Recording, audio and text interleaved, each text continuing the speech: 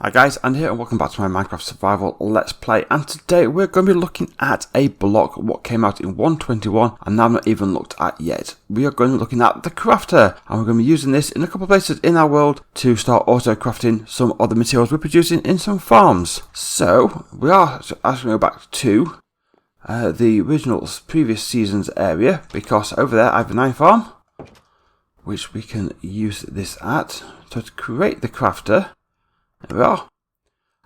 A dropper, some redstone, a crafting table and some iron. And I have found a little process on the internet which will allow you to auto craft certain blocks, or at least ones where the entire 9 blocks is used. So in this case we are looking at, just fly down to the nether portal. If I go to my iron farm, I just think in there we have iron coming in and also poppies. So making use of that, we can make iron blocks with iron. Poppies can turn into bonemeal, and bonemeal can turn into bonemeal blocks. So we've definitely got use for it there. And then I'm also thinking maybe we can use this in the pumpkin farm and melon farm, mainly for the melons, to create them into automatic melon blocks.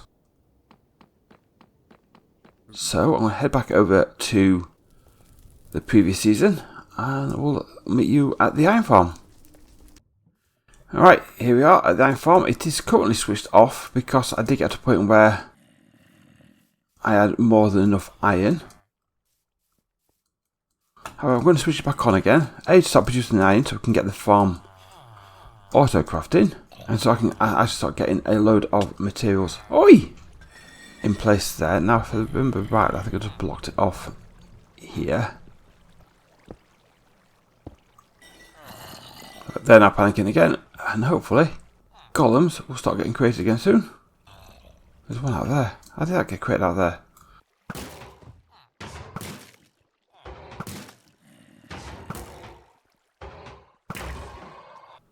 There we go. Back to, I'll keep an eye on it and see how we go. But I think night time is coming as well, so I might as well sleep. And this was my farm. If I take out these couple of blocks, so it just comes back in, standard item sorter, filters all the iron out, and then poppies come out at the end. So a couple of chests of poppies, and then the rest get bone mealed or composted into bone meal. So this all needs to come out. I need a filter for the poppies at first to turn into bone meal, and then I need a filter for the iron to go into a crafter to turn it into blocks. Just decoration. What time since I've been here? Up there though are the storage of all the blocks. So I think first things first is for me to rip this all out, and then we'll start again and see what I can come up with. So I'll be back with you in a second once everything's been removed. Okay, we've now got everything ripped out. I put in a new feed for the poppies, which will go into the composter, which then go into the crafter. So if I just chuck in some poppies up there, let them start filtering through, they'll start coming into there, and then as they compost, they'll start filling up the crafter there.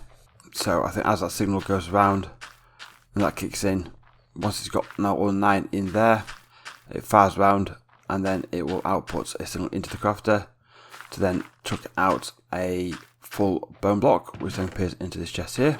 So just wait a second. So there we go. That's the 8th one. Wait for the 9th one to appear, and then it disappears in there. So the crafter will automatically just go from left to right, top to bottom, filling up any spaces. So if I do that, it won't fill in those spots. It'll just go around. When it gets to the end, it'll start filling up again.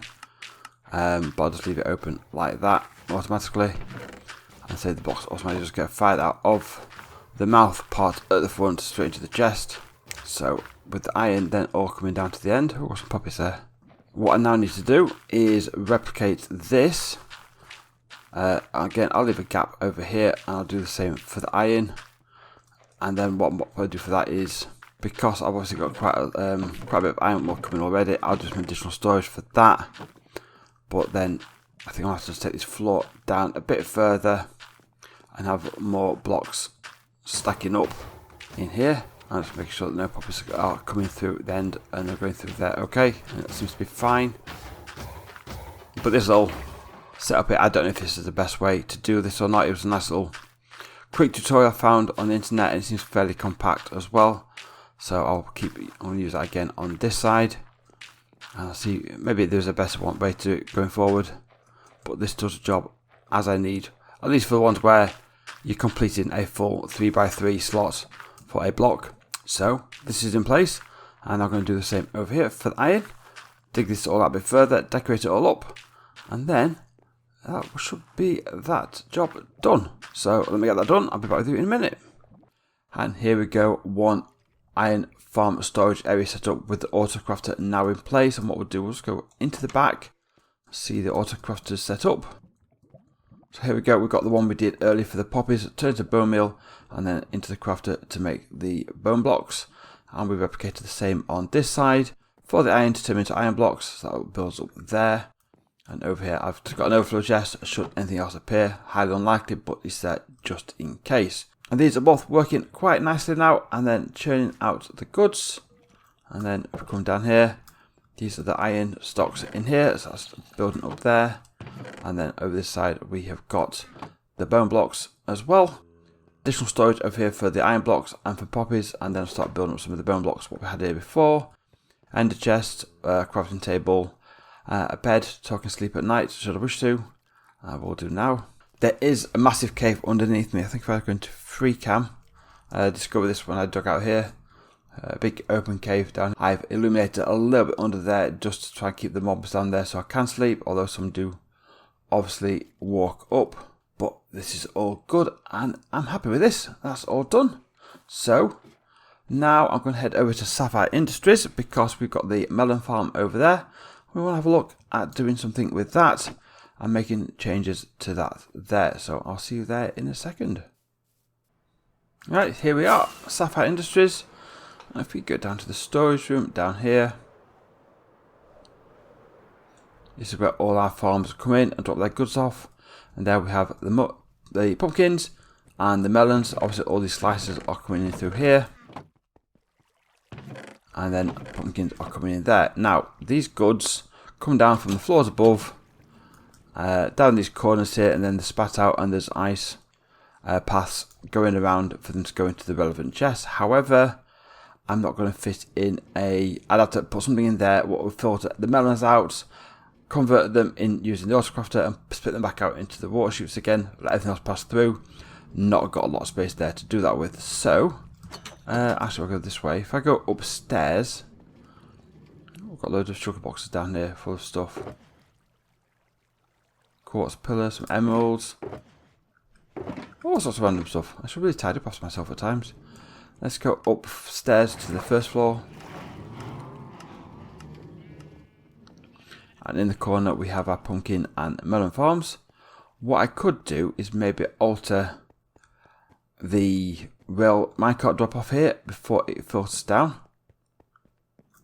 So we've got minecart what's running around over the two farms. It comes up here, also unloader, into a chest, into a hopper, which feeds all the way around into there and goes out down to the storage below. So what I could do, instead of this coming in here, move this around so it comes up higher up over there.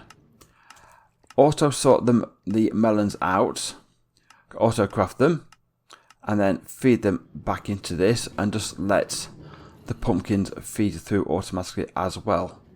I think that might be a better option because I've got more space up here than I have down below. Let's try and keep.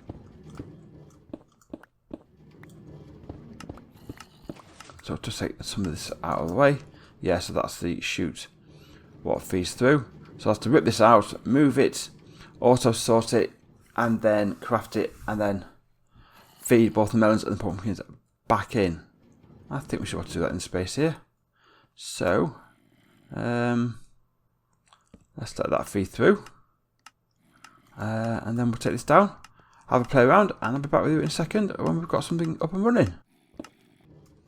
And it's all done. We've got the crafter all set up. Now, crafting our melons. So let's come back here. I will apologise in advance. This is probably not the prettiest of redstone, and there's probably a more efficient way of doing it. If you do know, let me know in the comments down below. If there's any tutorials I can follow, just try and get better at this. But in all fairness, redstone's not my thing. But here we go. Loads and loads of hoppers. Right. Minecart now goes all up there and unloads there. Comes down. A bit of a mini auto sorter to pick out the melon slicers. These are fed through down here into the crafter. That will craft up 9 melon slicers, make a melon, pump it out into that chest. That then feeds into this hopper chain which goes into there, and the pumpkins will continue along straight forward and down that way. Let's see if any melons are coming in. Have we got enough? There we go. Oh, 8 this time. I just want to try something actually. If I just change this, this one. So that's just got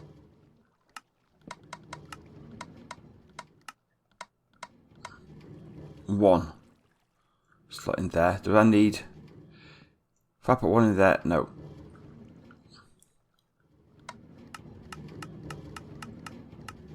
Is that how I do it? I want to reverse it that way. If I put one in there, then that will fire out that way. I think that is the number power to sort of hit that and compare with that. So yeah, oh well, learn something new there. Put those melon slices back in there. That's fine. Yeah, I think when that comparator number comes out and matches that, it connects and it fires it around. So I'm not a big redstone person, like I say. Not my area, but the crafter has got used to just crafting melon slices like this. Makes it easier for me. Crafting iron blocks makes it easier as well. And you could potentially set up a sugarcane farm and a separate creeper farm to make your own rockets, and you can just have rockets output. In all fairness, I've got plenty of space out here. The idea was this is supposed to be a big industrial zone of all the farms, so we could probably come up here and do a separate creeper farm and sugarcane farm. And make our own rocket factory. So that's maybe something we can do there as well. Put building around it and expand this area as well.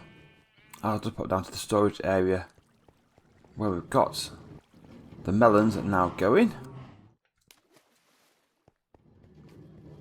And we go into here. And here our melons are coming in. That's all fine. We can then fill them up in there when the chests get full, like we've done here with the pumpkins. They're all full now. These got to be traded. We've still got some pumpkins in there. There's a few left coming through there. And that melon seed, in theory, should have come into there. Maybe it has. But there we go. But yeah, one working melon auto crafted process, along with the one for the iron farm as well. Very happy with that. Definitely got uses for that for the crafter in the future, and I think I will bear it in mind as well when I'm doing new farms. And that is where I'm going to wrap this episode up. A little bit shorter than usual. I do apologise for that. However, I just want to make use of these features. I've just got back off holiday. I'm now trying to get back in the groove of making content again and stuff like that. I've had a week away camping with the family, and so it's now getting back into the swing of things. If you enjoyed the video, please leave a like, consider subscribing if you haven't done already, ring the bell to be notified of future content, and I will see you all in the next episode. Bye bye.